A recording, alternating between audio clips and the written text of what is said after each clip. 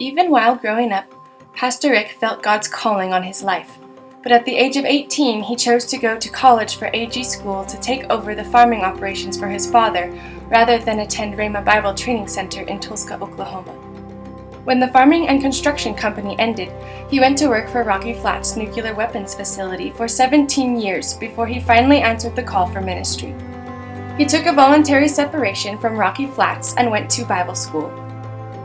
While at Bible school, God heavily put Ezekiel 47:1-12 onto Pastor Rick's heart and gave him the name River of Life.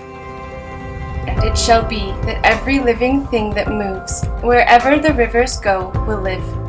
Along the banks of the river, on this side and that, will grow all kinds of trees used for food.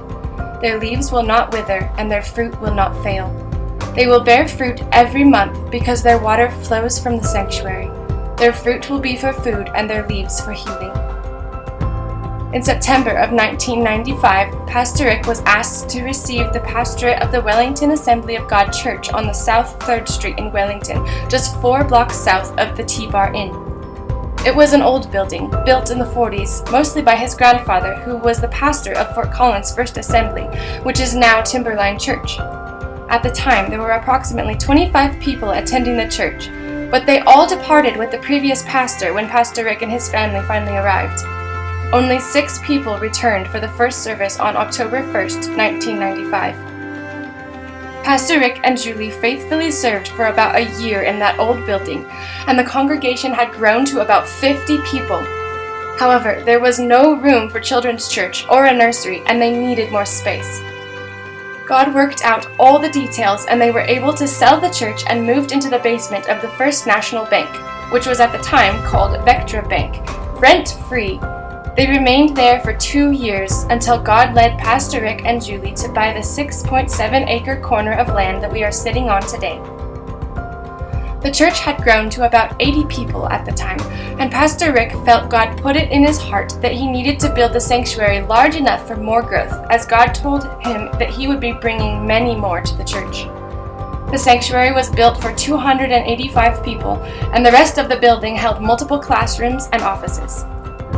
In 2003, the church had grown enough that we needed to expand, so an addition was built onto the east side of the building, which today is our main River Kids room, storage closets, and staff office area. Many men and women of the congregation invested their time and money to build both the initial building and later the addition, spending several hours working late into the night and early into the morning hours, as well as on weekends. River of Life had grown from 1 service to 2 services when the world shut down in 2020 because of COVID. For a brief time, we moved our services outside and did parking lot church for a few weeks. Meanwhile, our young adults group began meeting daily to pray for several hours at a time.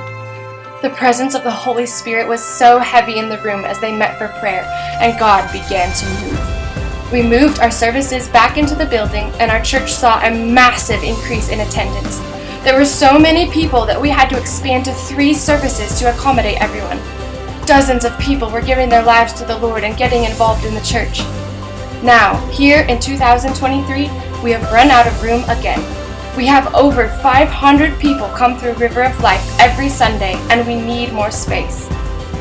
In answer to this problem, God has generously provided and donated a new building for us, and it is waiting out in the field to the west.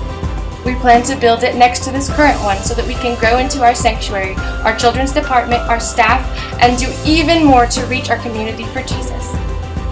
Currently, we are providing information to the Larimer County Building Planning Department for an administrative review.